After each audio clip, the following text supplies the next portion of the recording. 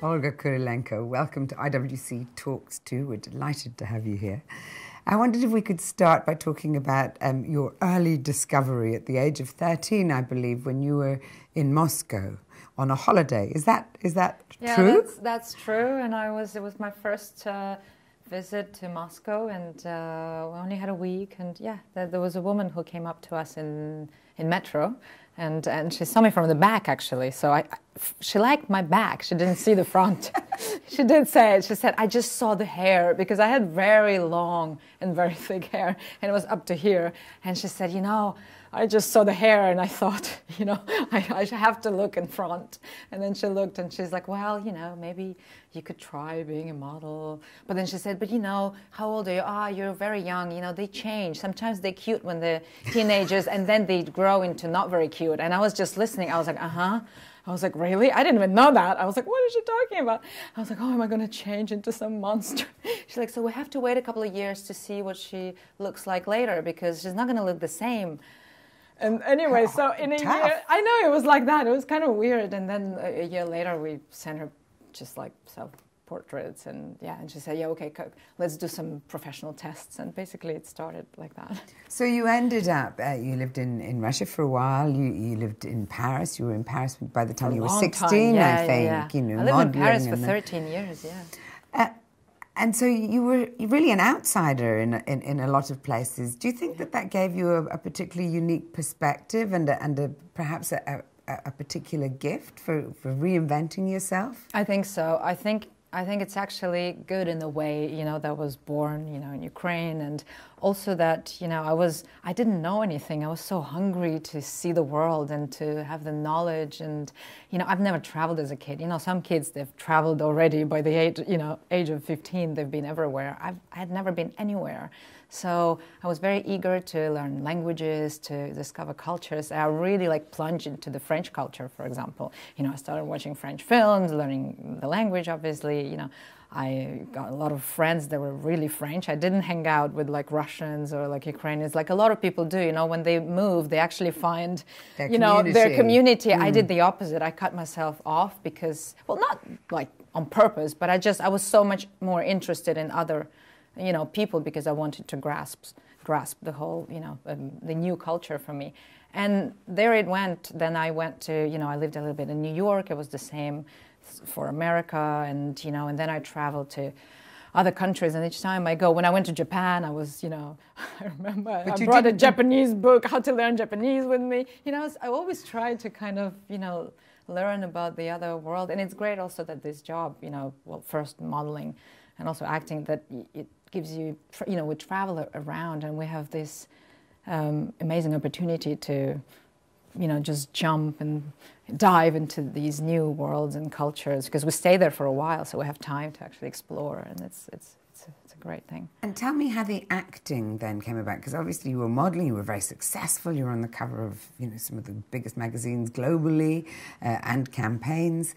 Was acting something that you wanted to do? Did you know very soon that you wanted to do something more than modeling? I always wanted to do acting, yeah, because I was, you know, it was my hobby at school, and I was in the school theater, so it was just kind of something I kind of liked to do, but I didn't think, you know, I could do it professionally, because I didn't even know that I could move one day from my town. So in my town, that industry is not, you know, isn't existent, and also back then, even in the capital, it wasn't existent. So, so once I moved to Paris, I really saw the opportunities. First of all, there were all these classes and, you know, and different workshops, and I just started doing it for me first, just for pleasure, because I needed some interaction, you know, when I was free from modeling. And then I thought, you know, well, I really like it. Why shouldn't I try it, you know, try it professionally?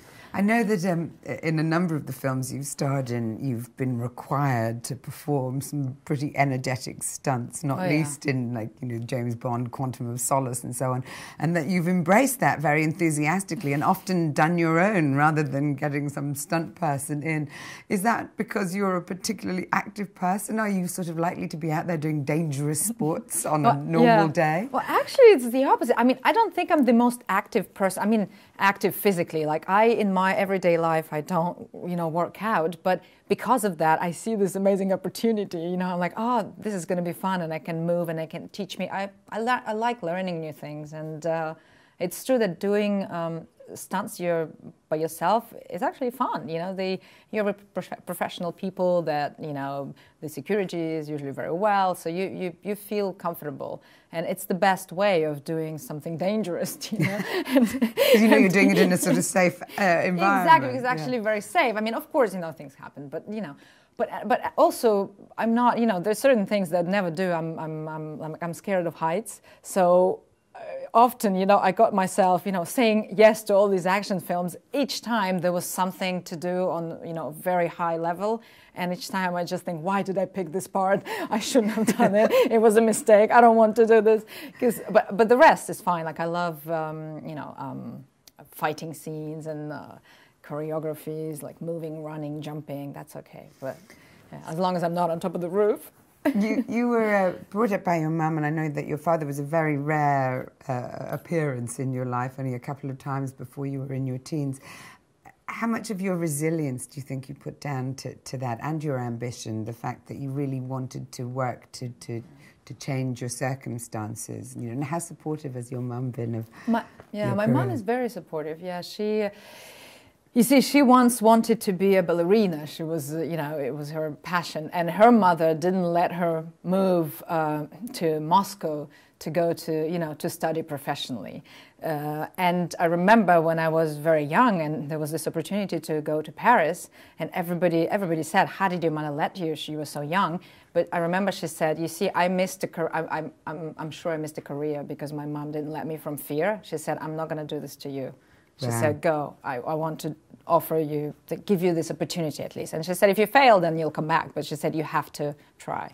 And I'm really grateful to her for that. And I know that you've actually done a lot of philanthropic work as well, and it's quite early in your career, but you've done a lot, particularly helping children and things. What is it that's inspired that work? Is it experiences in your own past or more general? Well, it was mostly in Ukraine what I've done, and it's because it's from what I've seen and how children live, and in Ukraine we still have a lot of institutions, and so it's just the living conditions. The conditions are terrible, and kids have nothing. So I just and I visited a lot of them. So when you see that, you just can't. It's very hard not to want to do something or help. But of course, I could only help on my level. Then it depends. I would love to take it further, and as soon now I was busy with my own child, but now that he's getting bigger, I could probably start work again.